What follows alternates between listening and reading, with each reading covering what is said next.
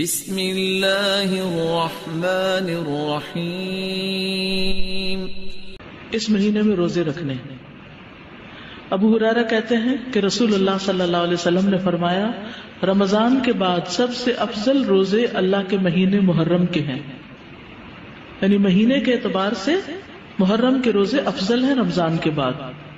ویسے تو ذوالحج کے پہلے عشرے میں تو سارے اعمال افضل ہیں، لیکن وہ صرف پہلے 10 دن کی بات ہے، اور یہاں کیا ہے،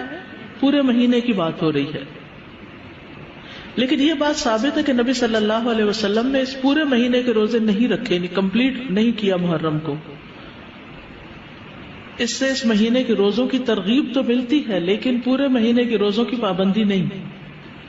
خصوصاً عاشورہ کا روزہ، 10ویں تاریخ کا روزہ۔ جب آپ سے اس دن کے روزے کے بارے میں پوچھا گیا تو آپ نے فرمایا، یہ روزہ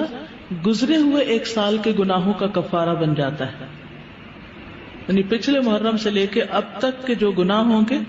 وہ انشاءاللہ معاف ہوں گے، صغیرہ گناہوں کی طرف اشارہ ہے۔ اللہ کے رسول صلی اللہ علیہ وسلم نے اس کے بارے میں فرمایا، یقیناً عاشورہ اللہ کے دنوں میں سے ایک دن ہے، یعنی خاص دنوں میں سے، تو جو چاہے اس دن روزہ رکھے، جو چاہے چھوڑ دے، یعنی نفلی روزہ ہوگا، فرض نہیں ہے۔ رمضان کے روزے فرض ہونے سے پہلے یہ فرض تھا۔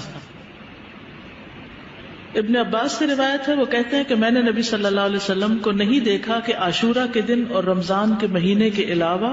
کسی دن کو افضل سمجھ کر آپ نے اس دن کا روزہ رکھا ہو۔ تو اب آپ کو بات سمجھ آ گئی کہ 9 تاریخ کا جو روزہ ہے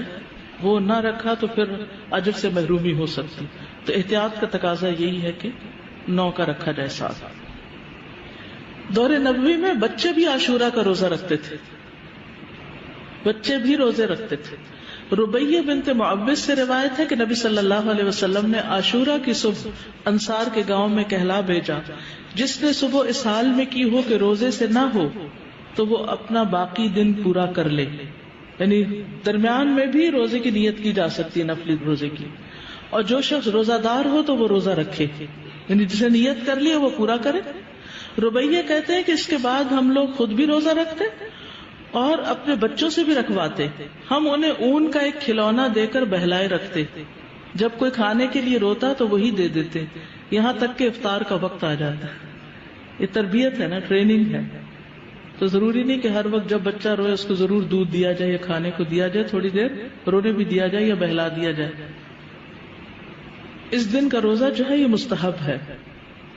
جابر کہتے کہ رسول اللہ صلی اللہ علیہ وسلم ہمیں عاشورہ کا روزہ رکھنے کا حکم دیتے، ہمیں اس کی ترغیب دیتے اور اس موقع پر ہماری نگرانی فرماتے، یعنی رکھا ہے کہ نہیں۔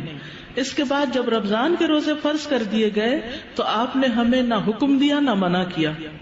اور نہ اس موقع پر ہماری نگرانی کی، یعنی نفلی روزہ ہو گیا، مستحب ہو گیا۔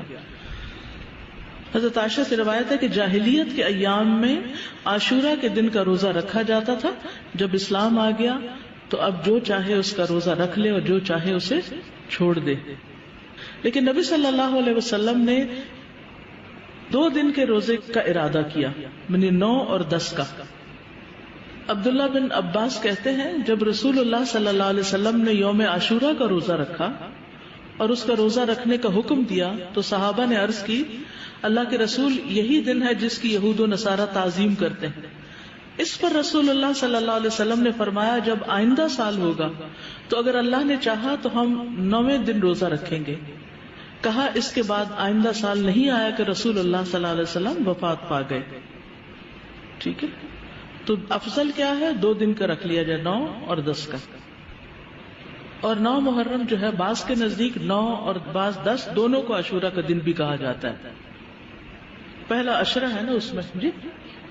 نہیں، 11 والی روایت ضعیف ہے، یعنی بعض کہتے ہیں 10 اور 11 بھی رکھ سکتے ہیں، لیکن یہ کہ 11 تاریخ کے روزے کی روایت ضعیف ہے، اصل میں 9 اور 10 ہی ہے۔ ابن القیم کہتے ہیں کہ ابن عباس کا یہ کہنا، تم محرم کا چاند دیکھو تو گنتے رہو اور 9ویں تاریخ کے دن کی صبح روزے کی حالت میں کرو، تو اس سے مراد یہ نہیں کہ عاشورہ 9ویں تاریخ کو کہتے ہیں، بلکہ ان کی مراد یہ ہے کہ 10ویں سے پہلے 9ویں کا روزہ بھی رکھو، کیونکہ آپ نے فرمایا تھا کہ اگر میں زندہ رہا تو روزہ رکھوں گا، تو یہ ایک طرح سے آپ کی سنت ہو گئی، کیونکہ آپ نے اس کے بارے میں خود صحابہ کو ترغیب دلائی۔ بچے تنے اگر 2 نہیں رکھ سکتے تو 1 تو رکھوائیں. اور یہ جو الفاظ ہیں نا سلسلۃ الاحادیث الضعیفہ کے کہ اگر میں زندہ رہا تو یوم عاشورہ سے 1 دن پہلے یا 1 دن بعد میں روزہ رکھنے کا حکم دوں گا، یہ روایت ان الفاظ سے منکر ہے، یعنی اس کا انکار کیا گیا ہے، اس کی سند ضعیف ہے. اسی طرح ابن عباس کا بھی ایک قول ہے جو نبی صلی اللہ علیہ وسلم سے وہ روایت کرتے ہیں کہ آپ نے فرمایا یہود کی مخالفت کرو اس طرح کہ 1 دن پہلے یا بعد کا روزہ رکھو، تو اس کی سند ضعیف ہے، تو اس لیے بعد والا نہیں.